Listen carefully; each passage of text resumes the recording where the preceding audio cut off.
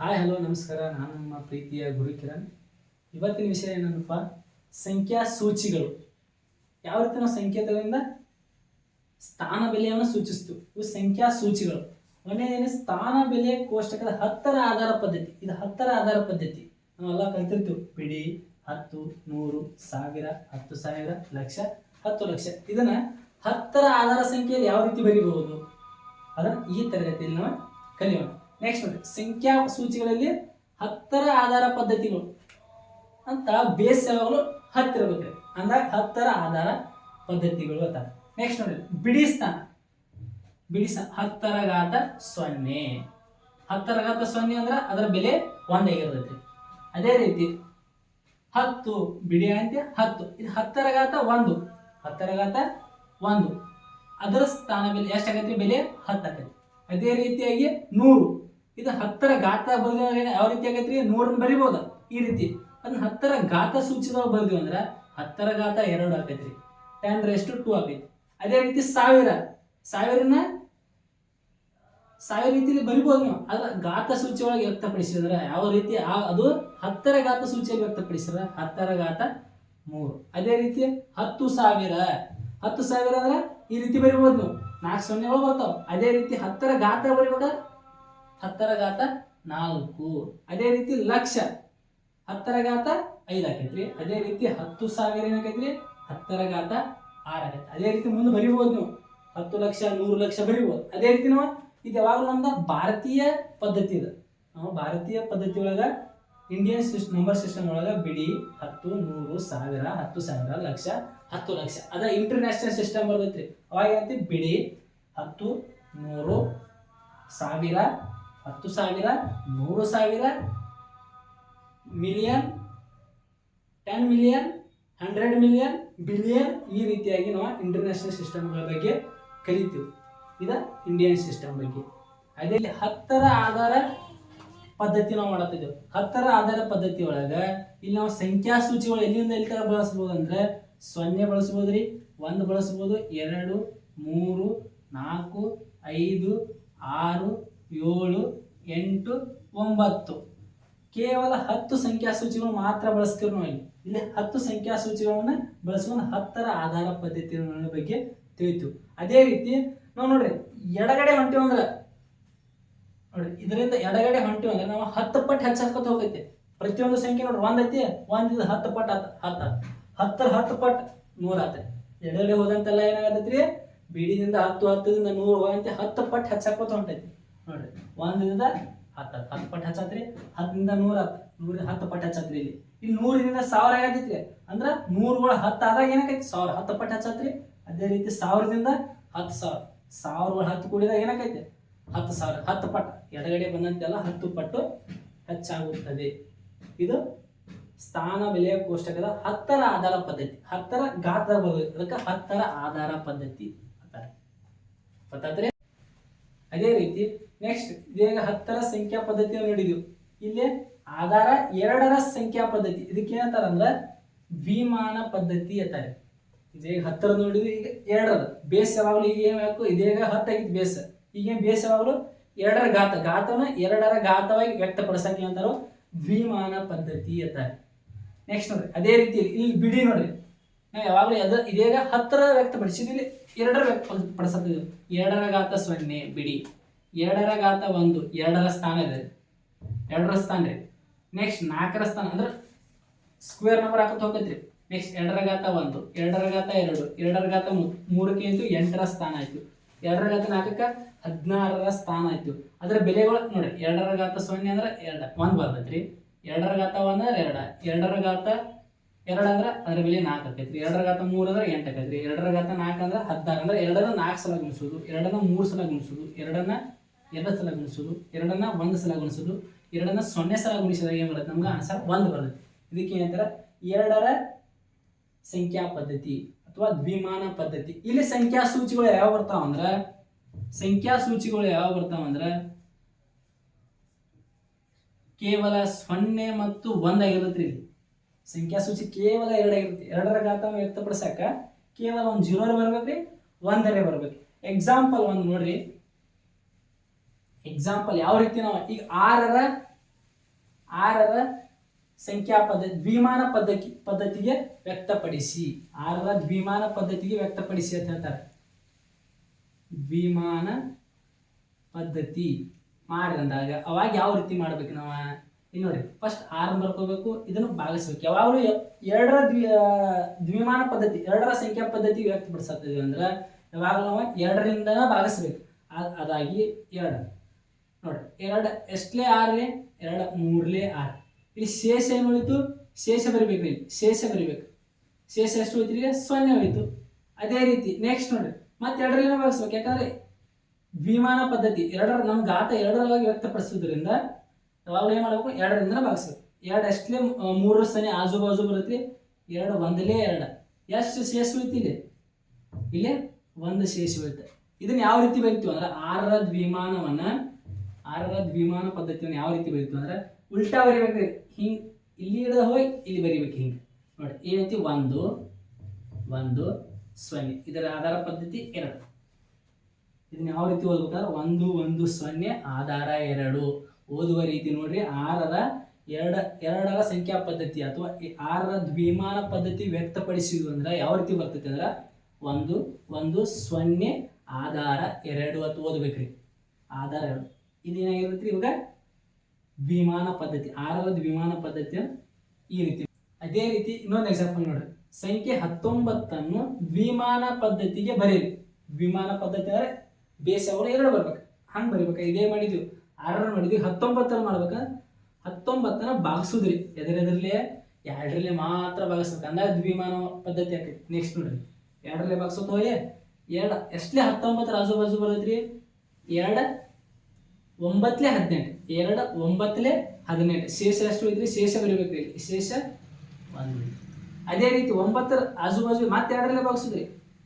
2 4ಲೇ 8. ಇದ್ರ ಶೇಷ ಎಷ್ಟು ಐತ್ರಿ? 1 ಉಳಿತ್ರಿ. ಯಾಕಂದ್ರೆ 8 ಆಗೈತಿ. 8 ಅಂದ್ರೆ 9 ಆಗ್ಲೇ ಶೇಷ 1 ಉಳಿತೈತಿ. ನೆಕ್ಸ್ಟ್ ನೋಡ್ರಿ, 2 ಎಷ್ಟಲೇ 4 ರೀ? 2ಲೇ 4. ಇಲ್ಲಿ ಶೇಷ ಎಷ್ಟು ಉಳಿತ್ರಿ?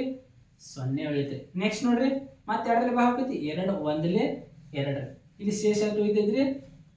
0 ಉಳಿತು.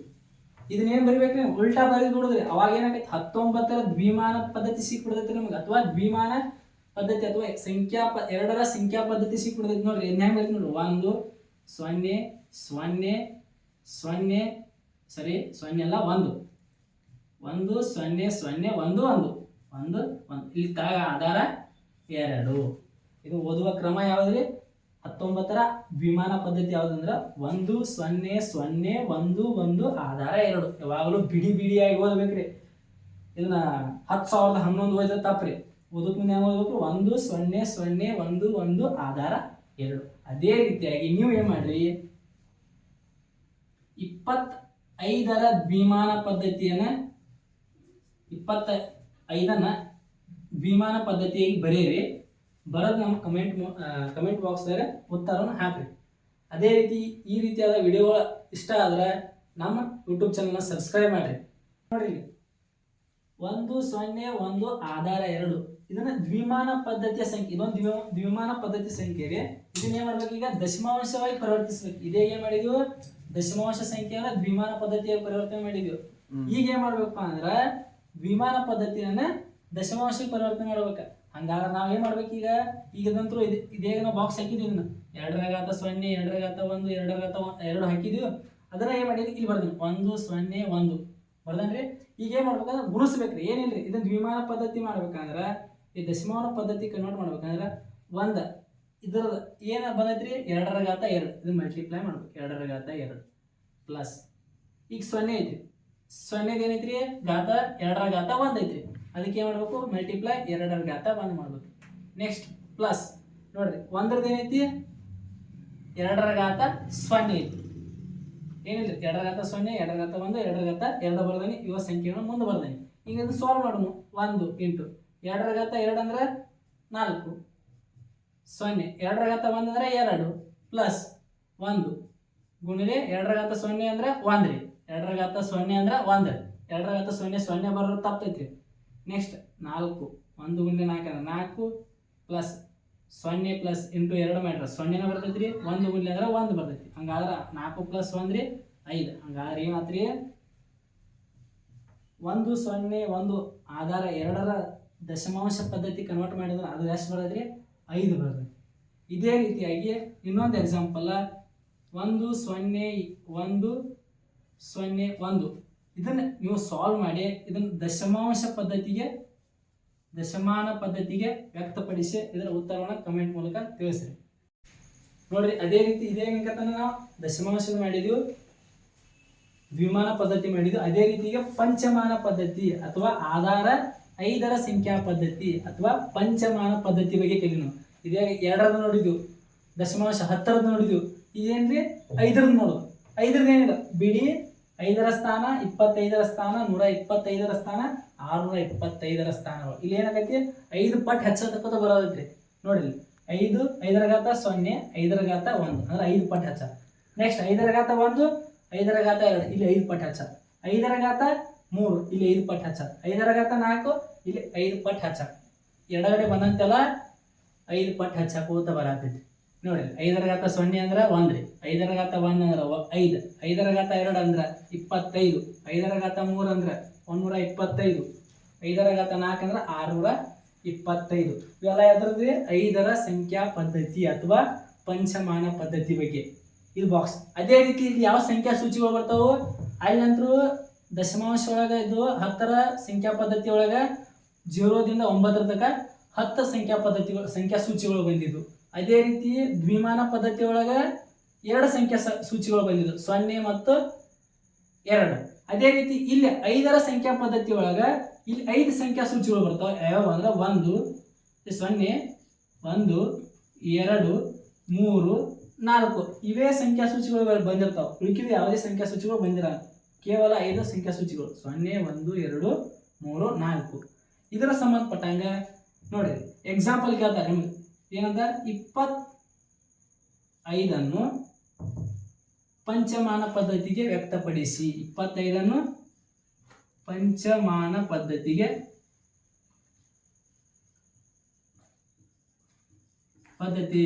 ಬರೆಯಿರಿ ಅಥವಾ ಪಂಚಮಾನ ಪದ್ಧತಿಯಲ್ಲಿ ಬರೆಯಿರಿ ಅಂತ ಹೇಳ್ತಾರೆ. ಅವಾಗ ಹೆಂಗ್ ಮಾಡ್ಬೇಕು, ಇದೇ ದ್ವಿಮಾನ ಪದ್ಧತಿ ಬರೀದ್ ಮಾಡಿದ್ವಿ. ಅದೇ ರೀತಿಯಾಗಿ 25 ಅಂದ್ರೆ ಅಲ್ಲಿ 2ರಲ್ಲೇ ಭಾಗಿಸಿದ್ವಿ ದ್ವಿಮಾನ ಪದ್ಧತಿ ಒಳಗೆ, ಇಲ್ಲಿ 5ರಲ್ಲೇ ಭಾಗಿಸ್ಕೊತ ಹೋಗೋದು. ನೋಡ್ರಿ 5 5 25 ಶೇಷ ಎಷ್ಟು ಉಳಿತ್ರಿ, ಇಲ್ಲಿ ಶೇಷನ ಸೈಡ್ ಬರೆಯಬೇಕ್ರಿ 0 ಐತಿ. ಮತ್ತು 5ರಲ್ಲೇ ಭಾಗಿಸೋದು 5 1 5 ಶೇಷ ಎಷ್ಟು ಉಳಿತ್ರಿ 0. ಹಂಗಾದ್ರೆ 5ರ ಪಂಚಮಾನ ಪದ್ಧತಿ ವ್ಯಕ್ತಪಡಿಸಿದ್ರ ಅಥವಾ 5ರ ಸಂಖ್ಯಾ ಪದ್ಧತಿ ವ್ಯಕ್ತಪಡಿಸಿದ್ರೆ ಏನಾಗೈತಿ ಉಲ್ಟಾ ಬರೀದ್ರಿ. ಇವನ್ನ 1 0 0 ಆಧಾರ 5 ಓದುವಂತ ಇದನ್ನೇ 5ರ ಸಂಖ್ಯಾ ಪಂಚಮಾನ ಪದ್ಧತಿ ವ್ಯಕ್ತಪಡಿಸಿದ್ರೆ 1 0 0 ಆಧಾರ 5. ಅದೇ ರೀತಿಯಾಗಿ ಒಂದು ನೋಡಿ 225 ಪಂಚಮಾನ ಪದ್ಧತಿ ವ್ಯಕ್ತಪಡಿಸ್ಬೇಕು. ಪಂಚಮಾನ ಅಂದ್ರೆ ಬೇಸ್ ಯಾವಾಗಲೂ 5 ಬರುವಂಗೆ ಮಾಡ್ಕೊತ ಹೋಗ್ಬೇಕು. ಅಂದ್ರೆ 5ರಲ್ಲೇ ಭಾಗಿಸೋತ ಹೋಗೋದ್ರಿ ಪಂಚಮಾನ ಪದ್ಧತಿ ಅಂದ್ರೆ.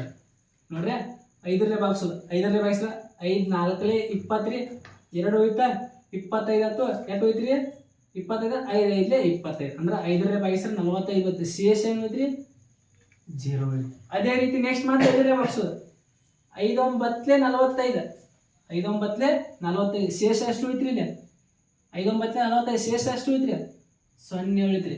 ನೆಕ್ಸ್ಟ್ ಮತ್ತೆ 5ರಲ್ಲೇ ಭಾಗಿಸೋದು 5 ಅಷ್ಟೇ ಆಜು ಬಾಜು ಬರುತ್ತೆ 5 1 5 ರೀ, ಎಷ್ಟು ಶೇಷ ಎಷ್ಟು ಉಳಿತ್ರಿ ಇಲ್ಲಿ 4 ಶೇಷ ಉಳಿತ್ರಿ. ಹಂಗಾದ್ರೆ ಏನಾಗೈತ್ರಿ ಇದನ್ನ ಪಂಚಮಾನ ಪದ್ಧತಿಯಾಗಿ ಯಾವ ರೀತಿ 225 ಪಂಚಮಾನ ರೀತಿಯೊಳಗೆ ಬರ್ದೀವಿ ಅಂದ್ರೆ ಉಲ್ಟಾ ಬರೀದ್ರಿ 1 4 0 0 ಆಧಾರ 5. ಇದೇನ್ರಿ ಪಂಚಮಾನ ಪದ್ಧತಿಯಲ್ಲಿ ಬರೀರಿ. ಅದೇ ರೀತಿಯಾಗಿ ನೀವು ಒಂದು ಪಂಚಮಾನ ಪದ್ಧತಿಯಲ್ಲಿ ಬರೀರಿ 841 ಏನ್ ಮಾಡ್ರಿ ಪಂಚಮಾನ ಪದ್ಧತಿಯಲ್ಲಿ ಬರದ ನಾವು ಕಮೆಂಟ್ ಮೂಲಕ ಉತ್ತರವನ್ನು ತಿಳಿಸಿ. ಅದೇ ರೀತಿ ಇಂಕತ ಏನ್ ಮಾಡಿದ್ವಿ ದಶಮಾಂಶ ಪದ್ಧತಿಯನ್ನ ಪಂಚಮಾನ ಪದ್ಧತಿ ಮಾಡಿದ್ವಿ. ಅದೇ ರೀತಿ ಇಲ್ಲಿ ಏನ್ ಮಾಡತ್ತಿದ್ವಿ ಪಂಚಮಾನ ಪದ್ಧತಿಯನ್ನು ಕೊಟ್ಟಾಂಡ್ರಿ ನಾವು ಅದನ್ನೇ ಮಾಡ್ಬೇಕನ್ನ ದಶಮಾನ ಪದ್ಧತಿಯೊಳಗೆ ಬರೀಬೇಕು. ಅದನ್ನ ಯಾವ ರೀತಿ ಮಾಡ್ಬೇಕಪ್ಪ ಅಂದ್ರೆ ನಮ್ಗೆ ಗೊತ್ತೈತಿ 5ರ ಘಾತ 0 5ರ ಘಾತ 1 5ರ ಘಾತ 2 ಅವನ್ನ ಗುಣಿಸಿಬಿಡೋದು ಕೊಟ್ಟಂತ ಸಂಖ್ಯೆಗೆ. ನೋಡಿ 1 4 3 ಬೇಸ್ 5 ಅಥವಾ 1 4 3 ಆಧಾರ 5 ದಶಮಾಂಶ ಪದ್ಧತಿ ಮಾಡ್ಬೇಕಾದ್ರೆ ಏನ್ ಮಾಡ್ಬೇಕು ಫಸ್ಟ್ 1 ಗುಣಲೆ ಇದು ಯಾವ ಸ್ಥಾನ ಆಗೈತ್ರಿ 25ರ ಸ್ಥಾನದಾಗ ಐತ್ರಿ, ಅದು 5ರ ಘಾತ 2 ಪ್ಲಸ್ 4 ಗುಣಲೆ 5ರ ಘಾತ 1 ಪ್ಲಸ್ 3 ಗುಣಲೆ 5ರ ಘಾತ 0. ಇದು 5ರ ಘಾತ 1 ಐತ್ರಿ, 5ರ ಘಾತ 0 ಐತ್ರಿ, 1 ಐತ್ರಿ, 2 ಐತಿ. ಅಂದ್ರೆ 5ರ ಘಾತ 5ರ ಸ್ಥಾನದಾಗ ಐತ್ರಿ, ಇದ 5ರ ಸ್ಥಾನದಾಗ ಐತ್ರಿ, ಇದ 25ರ ಸ್ಥಾನದಾಗ ಐತಿ. ಅದನ್ನ ಬರ್ದು ಸಾಲ್ವ್ ಮಾಡೋಣ. 1 ಗುಣಲೆ 25 ಪ್ಲಸ್ 4 ಗುಣಲೆ 5ರ ಘಾತ 1 ಅಂದ್ರೆ 5 ರೀ, 3 5ರ ಘಾತ 0 ಅಂದ್ರೆ 1 ರೀ. ನೆಕ್ಸ್ಟ್ ನೋಡ್ರಿ, 1 ಗುಣಲೆ 25 ಅಂದ್ರೆ 25, 4 5 20, 3 ಎಲ್ಲ ಕೂಡಿಸಿಟ್ಟಾದ್ರಿ. 25 1 20, 45 45 1 3 48. ಹಂಗಾದ್ರೆ 1 3 5 ಪಂಚಮಾನ ಪದ್ಧತಿಯನ್ನು ದಶಮಾಂಶ ಪದ್ಧತಿ ವ್ಯಕ್ತಪಡಿಸಿದ್ರೆ 48. ಅದೇ ರೀತಿ ನೀವು ಒಂದು ಹೋಮ್ವರ್ಕ್, ನೀವನ್ನ 1 2 3 0 ಇದನ್ನ ದಶಮಾನ ಪದ್ಧತಿ ವ್ಯಕ್ತಪಡಿಸ್ರಿ. ದಶಮಾನ ಪದ್ಧತಿ ವ್ಯಕ್ತಪಡಿಸಿ ಉತ್ತರವನ್ನು ಕಮೆಂಟ್ ಮೂಲಕ ಹೇಳ್ರಿ.